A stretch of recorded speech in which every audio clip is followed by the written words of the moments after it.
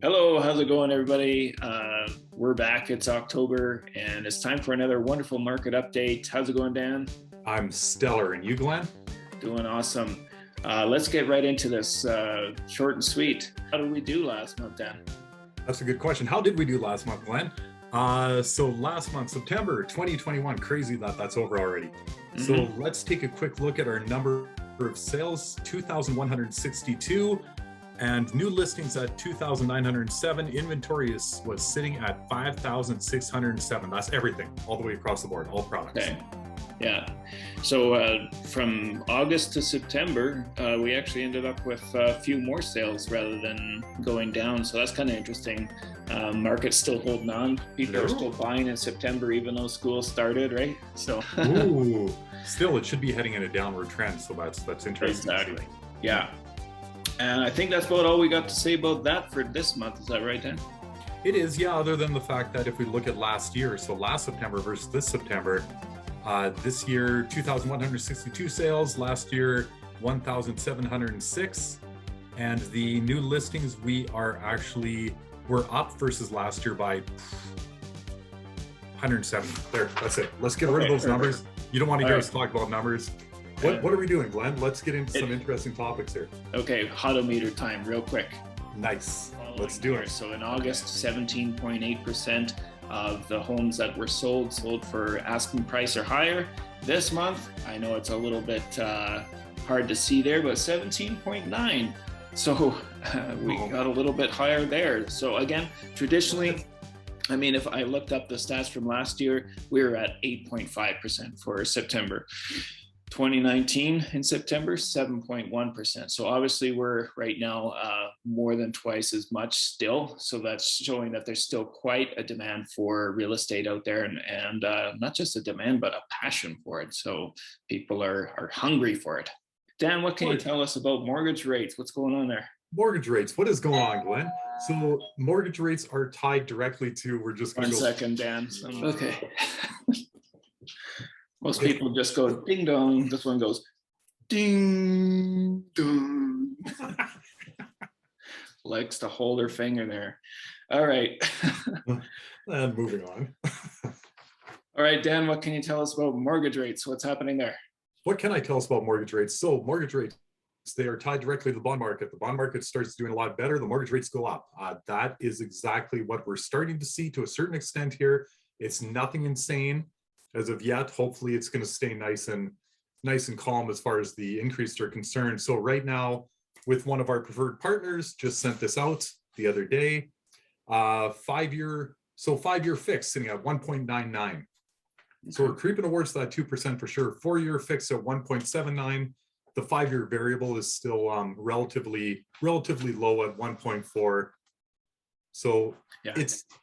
We're seeing that upward momentum, and we're going to continue seeing that if the bond market continues to do great. Okay. Still a really great time to get in there. Yeah. Sorry, my cat is playing with paper on the floor behind me. So overall, it's a good reason, like, for, even though people don't generally like moving in winter, hey, if you do, you might get a little bit better rate than if you wait until spring, something like that. Absolutely. And if you've already got your pre-approval and you're locked in, take advantage of that. We don't know what the new year will hold. As we always say, our crystal balls are a little cloudy right now. We don't know anymore. For the cat to play with. No more. We don't know what's going to happen anymore. Nobody does. I don't know. But good time to get into it now. It's still low. If we look back at like 2014, we were sitting at the 3.5. So yeah, exactly. So it's much better than it was. And finally, one last little topic, which is had to do with our recent national election. So Liberals got voted in again. There was a lot of rumors that they had in their up their sleeve that they want to tax everybody on their primary residence, any of the capital gains. That's not happening, thankfully. We know, we have this inside information that all was a rumor that caught fire, and thankfully, they're not doing that. That is not in the plans for the Liberals. So moving on, what is? Well, they do have one little weird thing that they want to look into a little bit more. We don't know if this will ever happen, but it's open bidding. The problem is that,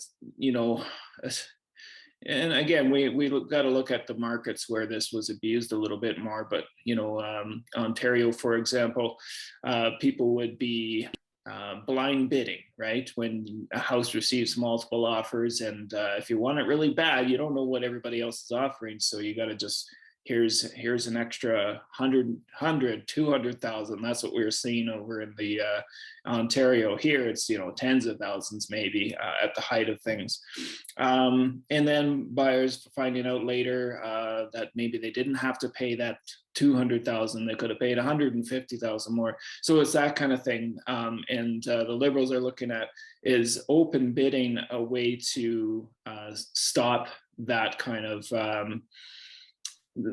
stuff from happening. So in that kind of situation, what we would see, I'm guessing, because we don't know this yet, is multiple offers. Everybody gets to know what each other's offering price wise. This is true. Very Fred. So the best offer is $400,000. Everybody gets a chance to go up again. I don't. My personal opinion is I don't really know one way or the other if open bidding will increase prices more, or the blind bidding.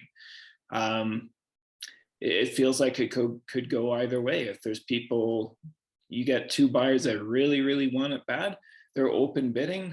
When does that stop? They're going to keep going up and up and up. Whereas with blind bidding, at least it's like you kind of get the one shot at it. Maybe that second shot, if you end up tied with another buyer and the listing agent comes back to you to say you got to do a little better, or are you going to stay the same? So I don't know. At least that, again, I feel like with open bidding, is there going to be an end? Could it just keep going higher and higher? Whereas blind bidding, it seems like at least it's finite. You got the end. Your take, Dan? That is a very valid question. So if we were to look at it as if it were to be run as an auction almost, well, there's that tail end, there's that ending where this is when it's open until. Mm-hmm.